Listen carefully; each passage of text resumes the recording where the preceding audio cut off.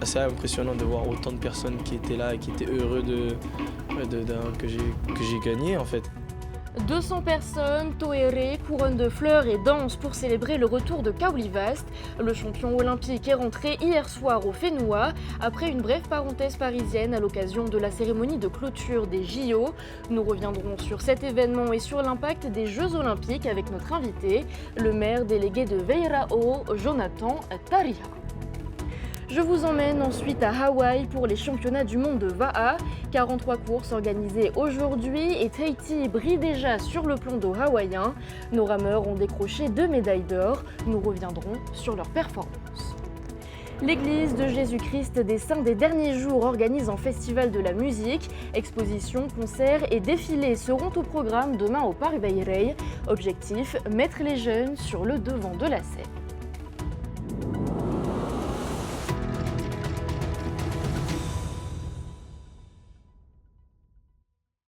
Je suis ravie de vous retrouver, Madame, Monsieur Yaorana.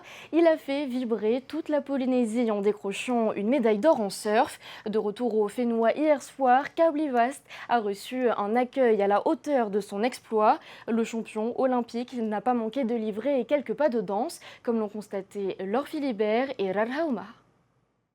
Après Paris, c'est au tour de Tahiti d'accueillir son champion en héros.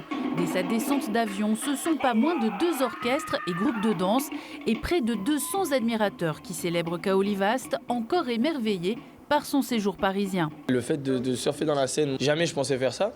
Et en fait, ça s'est fait assez vite, derrière un bateau de wake qui justement m'a permis de surfer, mais sans la corde. Donc à glisser un petit peu, sauf que j'avais une planche de Tehupo, donc c'était un peu à l'arrache comme ça, mais c'était un beau projet. Moi, tout ce qui est nouveau, moi je go. Mais la vague la plus impressionnante qu'ait affrontée l'athlète est bien celle-ci, à Teahupo, en 2021. Près de 15 mètres de haut et une puissance à couper le souffle.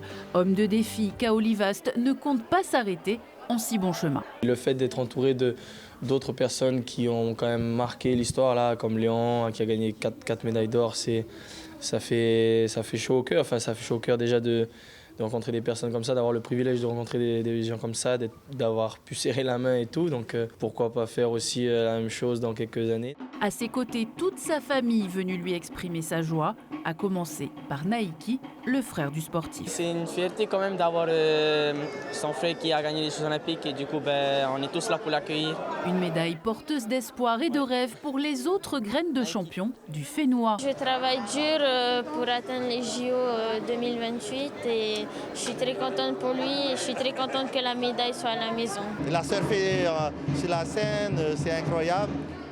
Et surtout, garder cette humilité, c'est une humilité de champion. Après une petite danse et une prestation de toéré avec l'orchestre communal, Kaolivast partage avec émotion sa récompense. Il me disait que voilà, elle est là la médaille. Après j'ai fait oui, c'est à nous la médaille. Veirao a même affrété un bus spécialement pour l'occasion. On est plus d'une cinquantaine. C'est important pour les artistes de représenter ce qui a été mis en plein Jeux Olympiques. Et voilà, ce soir, on est encore fiers de notre Aito. S'il espère se reposer, Kaolivast a encore rendez-vous à la présidence ce vendredi, puis il répondra à la presse samedi. Un échange autour de l'héritage des JO pour la Polynésie. Tout comme les sportifs, les bénévoles des Jeux Olympiques ont été remerciés. Ils sont 300 à s'être mobilisés au Fénois. Un engagement salué ce soir au cours d'un dîner de gala sous le chapiteau de la présidence. Un moment de convivialité et d'émotion ponctué par des discours, mais surtout par la surprise de voir notre médaillé d'or, Kaolivast. Nous écoutons le président du pays, Moetai Broderson. Il est au micro de Nicolas Pérez et Léa Gandon. C'est 90 tamaris du Fénois qu'on est allé chercher dans 9 communes, dans leurs quartiers, qui sont venus, qui ont été drivés par la FOL, qui ont reçu des formations au BAFA, au premier secours et d'autres encore, l'assistance sanitaire. Franchement, chapeau, parce que voilà, sans eux, sans toutes ces personnes qu'on qu'on ne voit pas finalement, mais qui sont là, qui orientent, qui informent, qui parfois aident les gens qui sont un peu dans la paumée.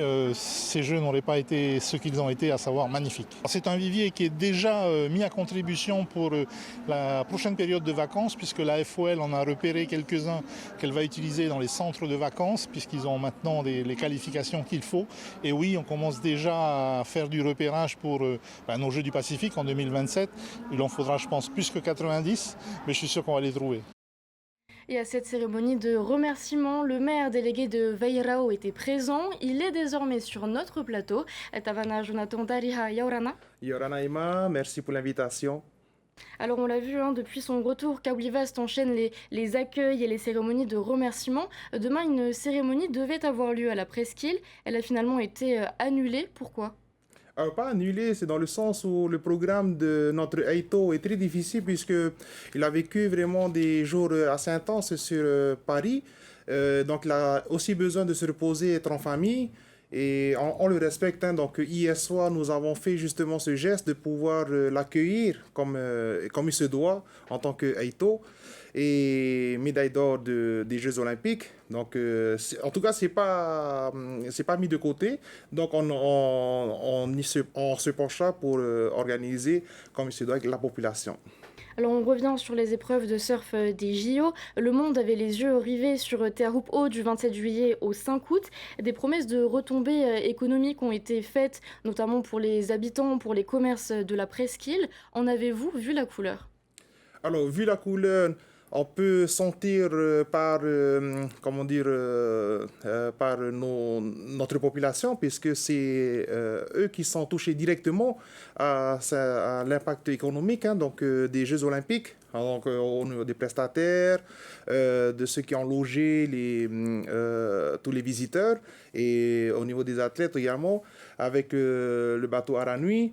Donc, ce qu'il faut retenir également dans cette organisation, et là, je tiens vraiment à remercier le conseil municipal de Taiarapu-Ouest, puisque nous aussi, nous avons fait aussi beaucoup d'efforts au niveau de la commune pour mettre en place des événements, comme le village des artisans qui est sur le quai de Vairao.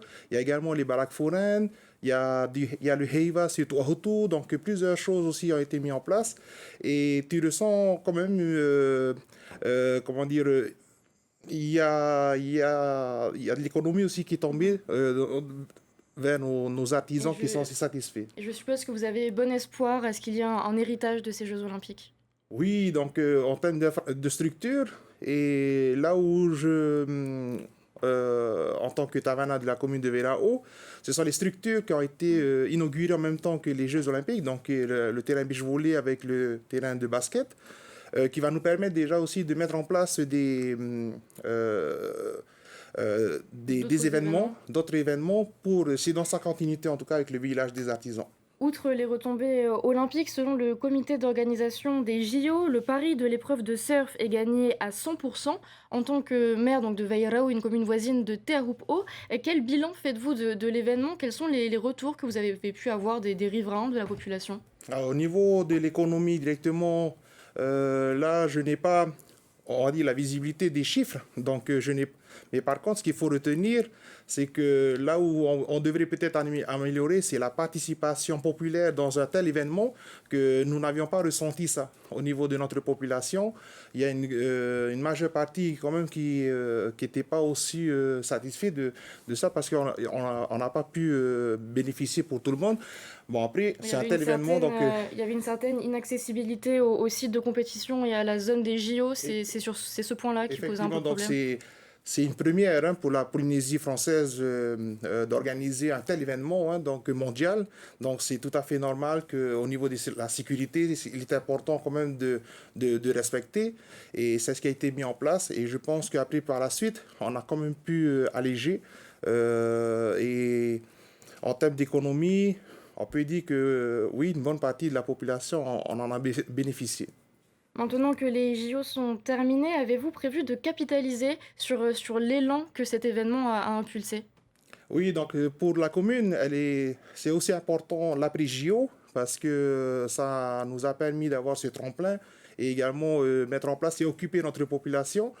Et aujourd'hui, nous avions des structures comme la Salon du Sport, et j'en profite aussi de l'occasion de pouvoir solliciter auprès du pays d'identifier un peu les structures de Tairapu Ouest comme pour les Jeux du Pacifique en 2027 et de nous aider en ce sens pour que ça puisse aussi en profiter à la presqu'île de vivre ces Jeux du Pacifique aussi chez nous.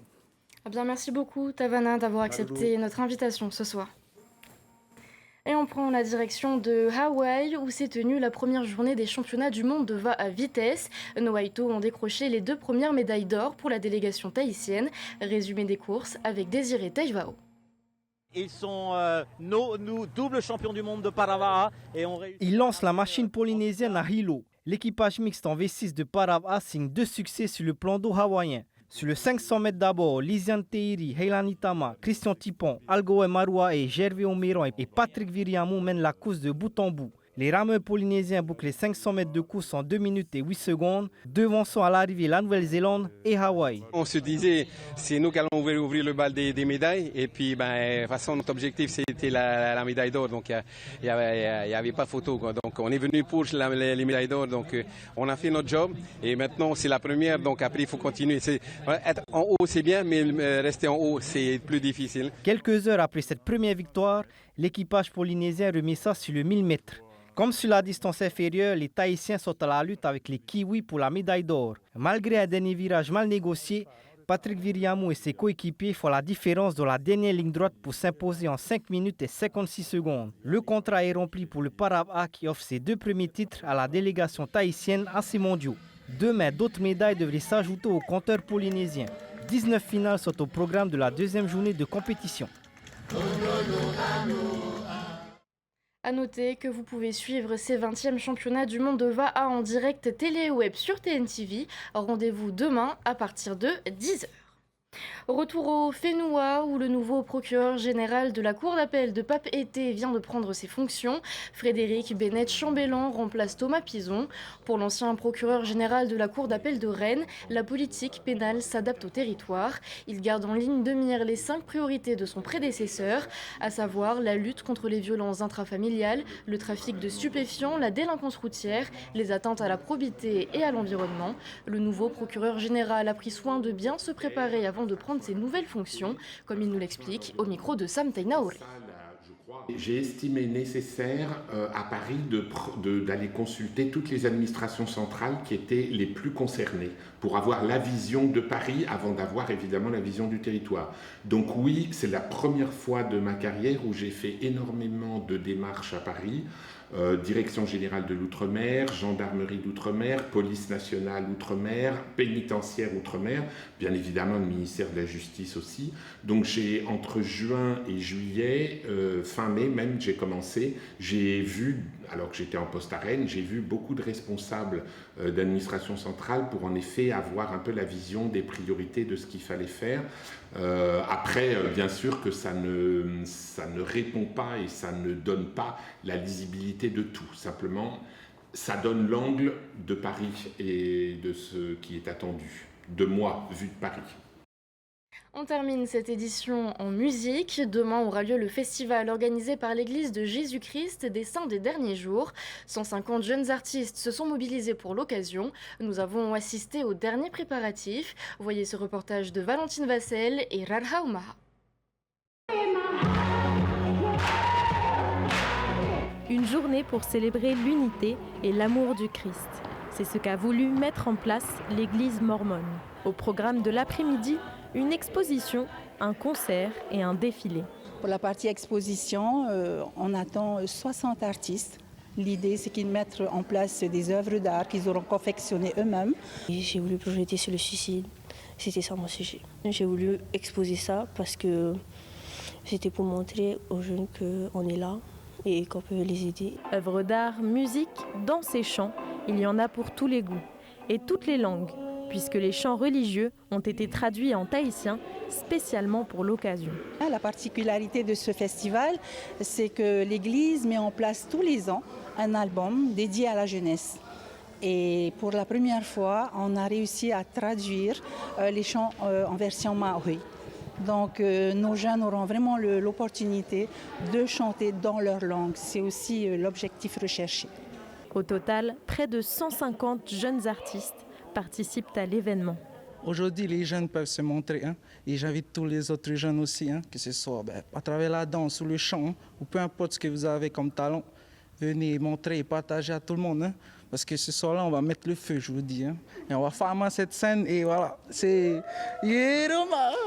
Le festival aura lieu demain à partir de 15h30 au Parc Veyrey. Voilà, le rendez-vous est donné et c'est la fin de cette édition. Merci pour votre fidélité. Après Initiative Fenoua Le Mag, retrouvez l'émission Débrief, puis 3 épisodes de la série NCIS Los Angeles. Je vous souhaite de passer une excellente soirée. On se retrouve demain à 18h30. Retrouvez ce journal en replay sur notre site internet et notre application mobile TNTV.